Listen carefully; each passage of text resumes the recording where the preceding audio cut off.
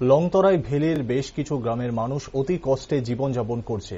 এই সময়ের মধ্যে কাজ ও খাদ্যের সংকট চলছে বলে অভিযোগ সিপিআইএম পরিষদীয় দলের নেতা জিতেন্দ্র চৌধুরীর। এই মরশুমে প্রত্যন্ত অঞ্চলে পানীয় জল, কাঁচ, খাদ্যের সংকট রয়েছে। তার উপর জলবাহিত রোগ এবং ম্যালেরিয়া রোগেরও প্রাদুর্ভাব দেখা দেয়। থালছড়া হাসপাতালে কোনো স্বাস্থ্য পরিষেবা পাচ্ছে না এলাকার মানুষ বলে অভিযোগ করেন জিতেন্দ্র চৌধুরী। তিনি আরো বলেন, লংতরাই ভ্যালি, ছামনু, গোবিন্দবাড়ি, ছৈলেংটা, গন্ডাছড়া এলাকায় এই সময় কাজ নেই, খাদ্যের সংকট, এমনকি ভোটের আগে কাজ করে এখনো বকেয়া টাকা পাননি। পাশাপাশি তিনি রাজ্যের শাসক দল বিজেপি নানা উৎসব নিয়ে ব্যস্ত রয়েছে বলে অভিযোগ করেন। এডিসি এলাকায় তীব্রমতার ভূমিকা নিয়েও প্রশ্ন তুলেন তিনি। এডিসি এলাকার মানুষ আর্থিক সংকটে ভুগছে, কিন্তু এডিসি প্রশাসন কোনো কথাই বলছে না বলে তিনি কটাক্ষ করেন এবং প্রশাসনের কাজকর্ম মুখ থুবড়ে পড়েছে। রাজ্য সরকারের সঙ্গে তীব্রমতার সখ্যতা নিয়েও প্রশ্ন তুলেন তিনি। মহকুমার যে কাজ, খাদ্য, পানীয় জল এবং এই সময়তে সেখানে আন্তরিক, তারপর ম্যালেরিয়া ইত্যাদির প্রাদুর্ভাব ঘটে, এগুলো খোঁজ খবর নিচ্ছিলাম।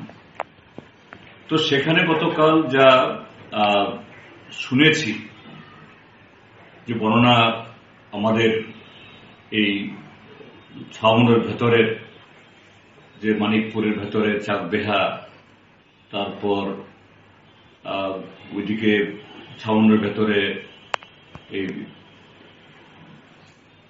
কি বলে গোবিন্দবাড়ি, লংথরাই পাহাড়ের উপরে, যে সেখানে একটা প্রচন্ড একটা এই কাজ, খাদ্যের একটা তীব্র অভাব, তার সাথে পাল্লা দিয়ে ম্যালেরিয়া এবং যে এই পানীয় জল বাহিত যে সমস্ত রোগ হয় এই সময়তে, তারও প্রাদুর্ভাব।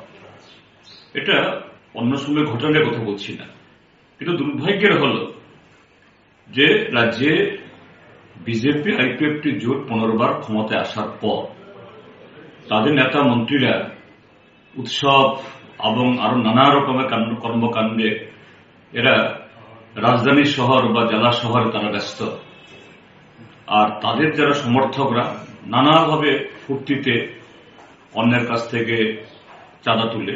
কিন্তু ওই সমস্ত জায়গায় সেখানে যে গেল এই সংক্রান্তি বা পয়লা বৈশাখ কোনো কাজ হয়নি।